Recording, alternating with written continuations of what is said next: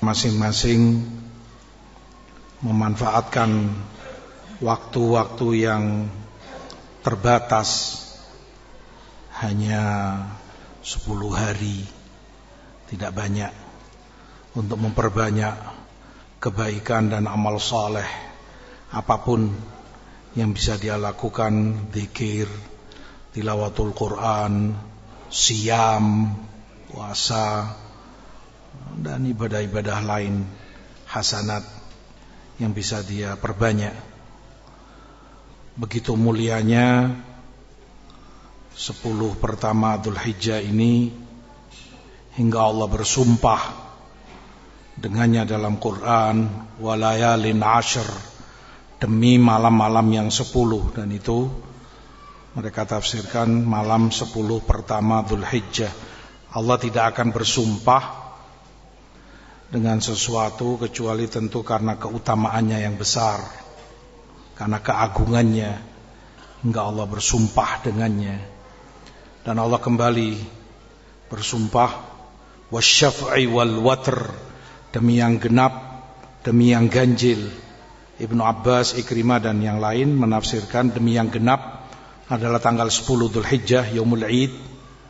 Wal watr, demi yang ganjil adalah hari Arafah 9 Dzulhijjah. Punya keutamaan lebih tentunya, sehingga Allah juga bersumpah dengannya di dalam Quranul Karim. Dalam hadis Ibn Abbas dari jalan Sa'id Ibn Jubair rahimahullah, Rasulullah SAW sebutkan, ma min ayyamin al-amalu salihu fiha bi ahabba ilallah min hadhil ashr. Tiada hari yang amalan saleh lebih Allah cintai dari 10 pertama ini. Artinya amalan soleh paling Allah cintai, paling afdal di sisi Allah adalah amalan soleh saat kamu lakukan di 10 pertama Dzulhijjah. Makanya sahabat tanya, walal jihad ya Rasulullah? Bahkan tidak pula jihad, tidak mengalahkan keutamaannya. Walal jihad, tidak pula jihad, kecuali kamu keluar dengan seluruh harta dan jiwamu, dan kamu tidak kembali membawa apa-apa. Artinya kamu terbunuh dan hartamu pun kamu lepaskan fisabilillah. Selama jihad kamu belum sampai tingkatan itu, jihad pun tidak mengalahkan amalan soleh apapun yang kamu lakukan di 10 pertama Dzulhijjah. Menunjukkan, kata Ibnu Rajab, amalan semula itu mafdhul. Mafdhul itu fadilahnya rendah, di bawah. Bisa mengalahkan amalan fadil yang amalannya fadilahnya lebih besar karena keutamaan waktu. Zikir semula ya mafdul tentunya dibanding jihad, jauh. Tetapi karena keutamaan waktu di mana kamu baca itu zikir, zikir ini mengalahkan jihad sekalipun. Kamu hanya baca subhanallah, alhamdulillah, la ilaha illallah, Allahu akbar. Pahalamu di sisi Allah lebih Allah cintai, lebih besar dari yang berjihad. Jadi naik dan jadi besar ini amalan karena fadilah waktu atau syarafuz zaman yang Allah muliakan. Dan Dzulhijjah salah satu dari bulan haram yang Allah muliakan. Inna iddatash syuhuri indallahi 12 syahran fi kitabillah yauma khalaqas samawati wal ard minha arba'atun hurum. Bulan itu 12 bulan jumlahnya di hari Allah ciptakan langit bumi. 4 darinya bulan haram, punya kemuliaan, punya keistimewaan lebih dari bulan-bulan yang lain. Rajab, Dzulqa'dah, Dzulhijjah, Muharram. Dan itu ma'ruf dari semenjak jahiliyah, keutamaan bulan-bulan haram ini.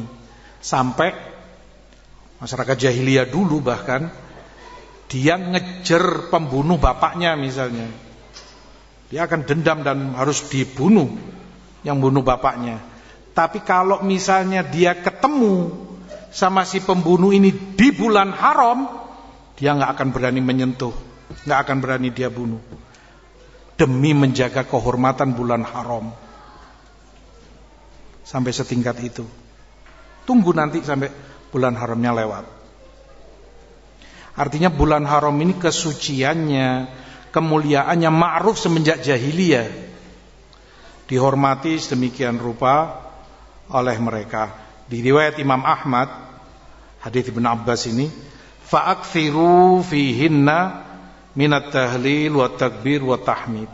Maka perbanyak di 10 pertama ini tahlil, la ilaha illallah, takbir dan tahmid. La ilaha illallah, alhamdulillah, Allahu akbar, perbanyak.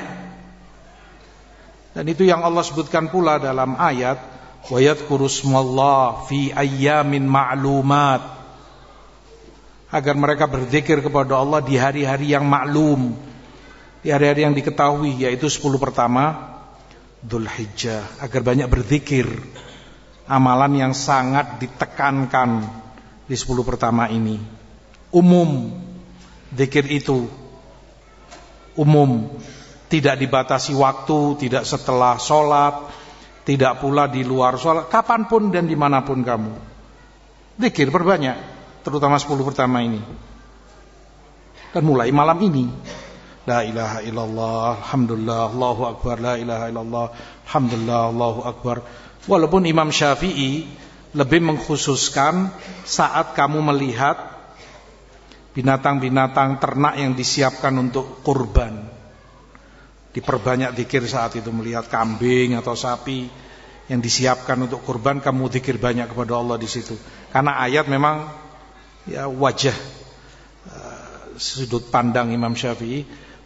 Wa yadhkuru smallah fi ayyamin ma'lumat ala ma razaqahum min bahimatil an'am, karena rizki yang Allah berikan kepada mereka dari binatang-binatang ternak.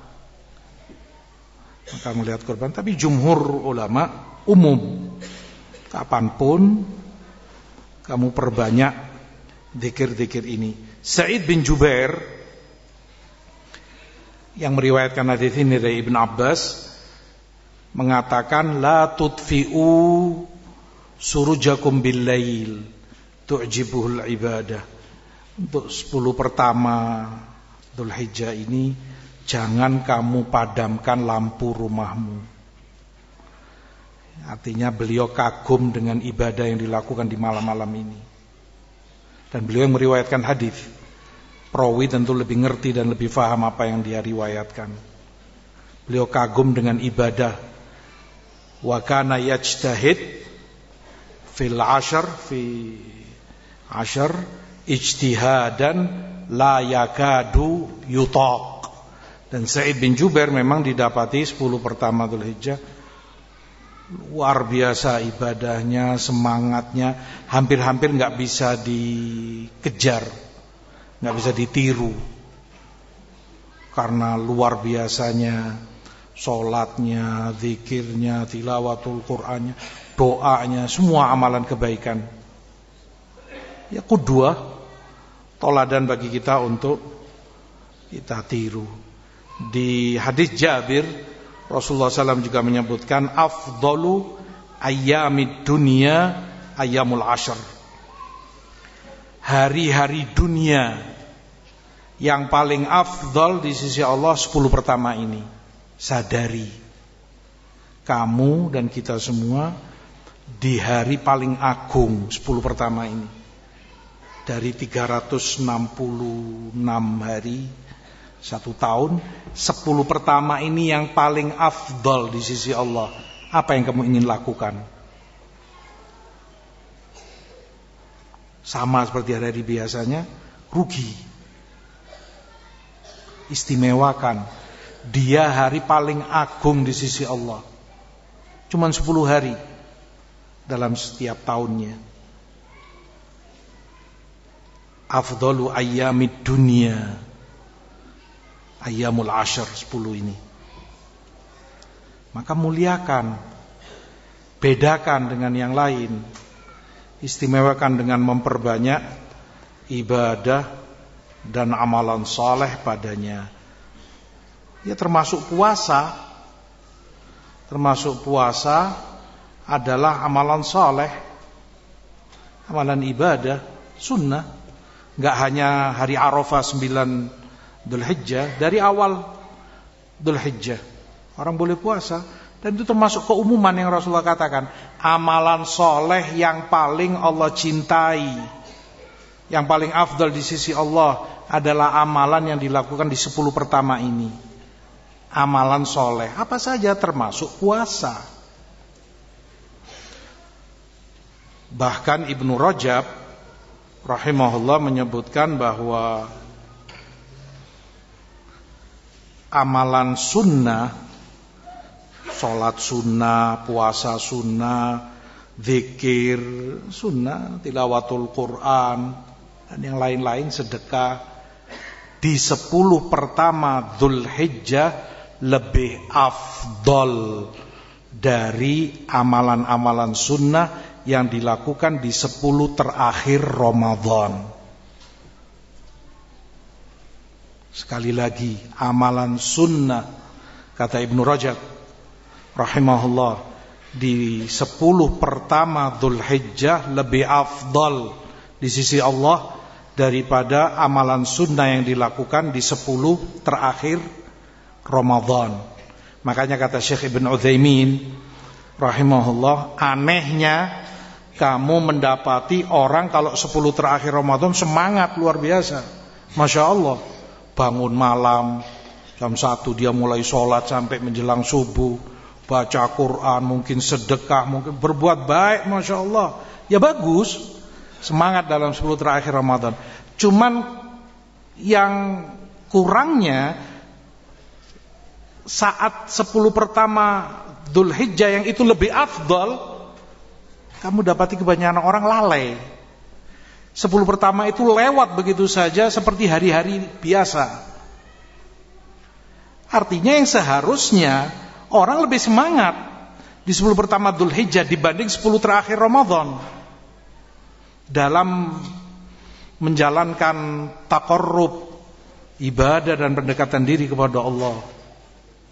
Itu paling dicintai oleh Allah. Dan hari-hari terafdal di dunia 10 pertama Dzulhijjah ini. Ayyam. Syekhul Islam rahimahullah menyebutkan, kalau dibandingkan, karena ini punya keutamaan begitu besar, 10 terakhir Ramadan juga besar keutamaannya, antum tahu semua, dan di situ ada Lailatul Qadar. Penjamaan yang disebutkan oleh Syekhul Islam, dan itu a'dalul aqwal, beliau katakan 10 pertama Dzulhijjah lebih afdal dari 10 terakhir Ramadan kalau dilihat dari waktu siangnya, karena lafadznya ayyam. Yaum itu lebih ke arah paginya, dari subuh sampai maghrib. Kalau waktu ini, maka 10 pertama Dzulhijjah lebih afdal. 10 terakhir Ramadan lebih afdal malamnya, dari maghrib sampai subuh. Maka 10 terakhir lebih afdal. Itu penjamaan yang beliau sebutkan. Asyahid, barakallahu fikum, ijtahidu. Bersemangatlah, bersungguh-sungguhlah, memperbanyak ibadah, memperbanyak hasanat sebagai bekal kita di yaumul qiyamah kelak. Manfaatkan 10 pertama ini sebaik mungkin, termasuk yang punya niat azam untuk berkorban, ya mulai sekarang sudah tidak boleh kamu potong kuku, potong rambut, hal-hal yang dilarang. Layaknya orang yang haji, ngambil kukunya, ngambil rambutnya, ngambil kulitnya. Bagaimana mengambil kulit? Ya mungkin saja, biasanya mungkin di tumitnya karena kasar, atau pecah-pecah, di kurek-kurek begini sehingga terkelupas itu kulit. Dilarang. Sama seperti larangan kamu mengambil rambut, nyukur, atau potong kuku. Menghormati kemuliaan 10 pertama ini, layaknya jamaah haji yang sedang haji. Walaupun nggak ada fidyah, nggak ada kafarohnya sih. Kalaupun seandainya orang ngelanggar, ya nggak ada kafarohnya. Layaknya orang yang haji ada kafaroh, tapi ini nggak ada. Paling tidaknya seperti kata Ibnu Rajab, saudara-saudara kamu sedang mendekatkan diri kepada Allah, sedang sibuk mulai hari Tarwiyah 8 Dzulhijjah, masuk mulai menjalani manasik haji, tanggal 9 Arafah, bahkan mulai hari ini dan bahkan sebelum hari-hari yang kemarin sudah pada di sana banyak jamaah untuk haji, rukun Islam. Mereka sibuk dan Allah banggakan mereka yang di Mauqif di Arafah. Di riwayat disebutkan Allah banggakan mereka di hadapan para malaikatnya. Lihat hamba-hambaku itu kumpul di Arafah, panas, rambutnya terurai, ini berdoa memohon kepadaku. Mereka dalam kebaikan mendekatkan diri kepada Allah. Kamunya di mana, kata Ibnu Rajab? Kamunya di mana?